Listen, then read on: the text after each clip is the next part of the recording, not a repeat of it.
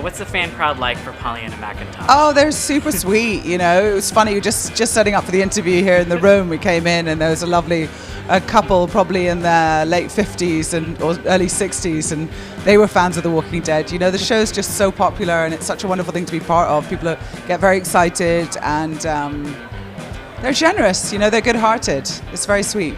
So you're hard to miss, especially with the haircut still. Yeah. Do you have to keep it? Do you like it? No, it's funny, with the hair that Jada's sort of came with was hair that I'd created for another character. I just played a biker gang leader, and I wanted to look very different and edgy in it, and I cut some of it myself on screen, and so I had this mad haircut when I came to audition for the role, and I thought no one's going to hire me with this, but it was a week after finishing the film, so it just happened to be, and then they said we want to keep the hair. And now you want to keep the hair. And now I want to keep the hair, but obviously not the stripe anymore. It is very funny when people say, "Oh, that awful hair! You must be so relieved to be done with it." And I'm like, I made that. I like it. I made that. An event like this, you're at a convention, a fan convention. What are some of maybe the wildest fan encounters you may have? I assume Jadis has a interesting type of fan. Yeah, we have quite a few people in red aprons coming up, seemingly naked, apart from them. When the men do it, it's particularly fun.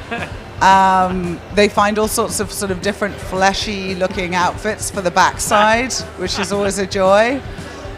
Just seeing, the passion. I think that probably the weirdest one was probably a 12-year-old girl who brought me an apple to hold, so that she could put it back in the freezer for the next time she met a Walking Dead person, and she could have them touch it. Oh, wow.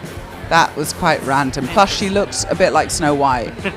It made it very weird. Now, have you seen any of the kids that dress up as some of these? Oh yeah, have you seen a kid yeah, I have. Yeah? I totally have, and I've seen a little mini Winslow as well. He's everywhere. Oh, I've seen him. Yeah, you've seen him. Really he met good. Jeffrey at, I think, the Comic-Con actually, and surprised him. I just love it is that there's, weird. It's kids cute, that but love it, but yeah, but it's also a little disconcerting because sometimes they're too young to be watching the show, and I fear it might be more about the parents. But then there are other kids who just are hardcore horror fans. I mean, I saw some stuff when I was very young that still lives with me now, but I was ready for it at the time. Yeah. So again, it's just down to the choices that, individual choices, but I still get a bit weirded out when I see the kids dressed as Negan, because it's not something to aspire to. Now, of course, I know we can't get into where is Jadis, what is she doing, when will we see her again, but were you surprised with the last time we did see her? What happened? I had a little warning, so I had about 5 months warning that was going to happen, but what surprised me when I got the script was that I was under the impression, perhaps just formed by my own paranoia, that she was going to kind of abduct him.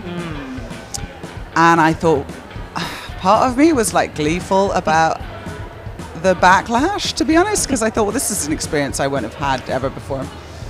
And part of me was a little bit nervous, people are going to absolutely hate me, because sometimes they conflate the character with the real person. Right. And even hearing some of the things that people say is kind of hard sometimes to hear, but people talk about death threats and all this awful stuff, and you're like, oh god. But in the end, it was really a saving of him, and actually people have been very kind and they keep saying thank you for saving Rick, I think they're buttering you up because they want some spoilers. They want to know where you took him. But on the online, the day after it happened, I thought, okay, well, here we go. I may have saved him, but I still took him away from his, my character still took him away from his family, essentially, and they don't know that he's gone. And even though I think they did the character well with Anne, where you could see that she did it for the right reasons. Yeah. The Rishon, no one else knows they are strong fans as well, and that's really where I get most of the fury from.